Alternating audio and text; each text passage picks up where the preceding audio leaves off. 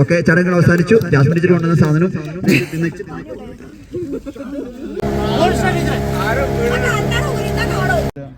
യാത്ര ജീവിത പാന്താവിലൂടെ ഇങ്ങനെ പോവാണ്. ആ പോക്കില് പലതും അപ്രതീക്ഷിതമായി സംഭവിക്കും. ഇങ്ങനെ കാര്യങ്ങളൊക്കെ അട്ടിമറി എല്ലാ കാര്യങ്ങളും സുഖദുഃഖങ്ങൾ സമ്മിശ്രമായ ഇങ്ങനെ ജീവിത യാത്രയാണ്. സുഖ ദുഃഖങ്ങളിലൂടെയാണ് കടന്നു പോകുന്നത്.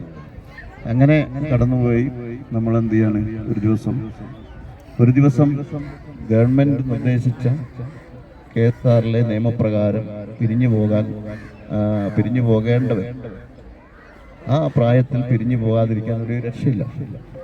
മുത്താറ ഞാനിവിടെ നിൽക്കും ഒരു കൊല്ലം എന്ന് പറയാൻ കഴിയാത്ത രീതിയിലുള്ള നിയമബന്ധത്തിൽ നമ്മൾ പിരിഞ്ഞു പോവുക. അപ്പം ഇപ്പം പിരിഞ്ഞു പോകാൻ ശേഷമായി എന്നൊക്കെ എനിക്കൊന്നും തോന്നുന്നില്ല. കാരണം ആരോഗ്യപരമായും എല്ലാം കൊണ്ടും, മാനസികമായും ആരോഗ്യപരമായും എല്ലാം കൊണ്ടും നേരത്തെ അവിടുന്ന് താഴെ നിന്ന് മേലേക്ക് ഓടിയ നിങ്ങൾ കണ്ടില്ലേ, മഷോടിയുണ്ട്. അതിൽ നിന്ന് എന്താണ് ഫുൾ ബോഡി ശരിക്കും കീപ്പ് ചെയ്യുന്ന, ആരോഗ്യം സൂക്ഷിക്കുന്ന, അങ്ങനെ ശ്രദ്ധിച്ച് വളരെ മൈന്യൂട്ടായ കാര്യം വരെ ചിലപ്പോൾ പറഞ്ഞു തരും.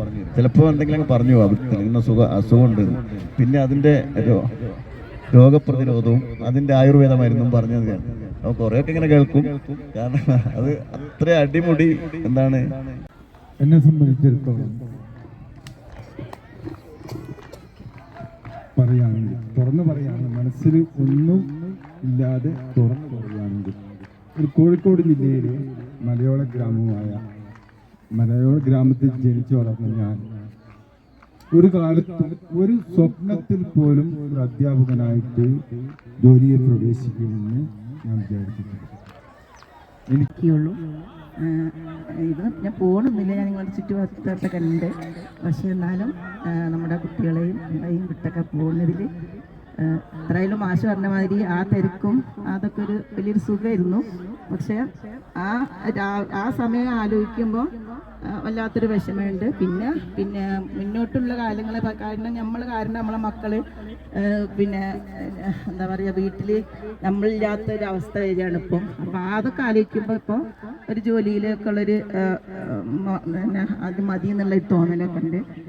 പക്ഷെ ഞാൻ 18 വർഷക്കാലം എന്ന് പറഞ്ഞാൽ എൻ്റെ ഉപ്പക്കൊരു UP സ്കൂൾ ഉണ്ടായിരുന്നു. അവിടെ ഞാൻ ഒരു വർഷക്കാലം LPയിൽ വർക്ക് ചെയ്തു. അത് കഴിഞ്ഞിട്ട് എന്താ ഞാൻ ചെല്ലനോട്ടൊക്കെ പോസ്റ്റ് പോവുക ചെയ്യുക.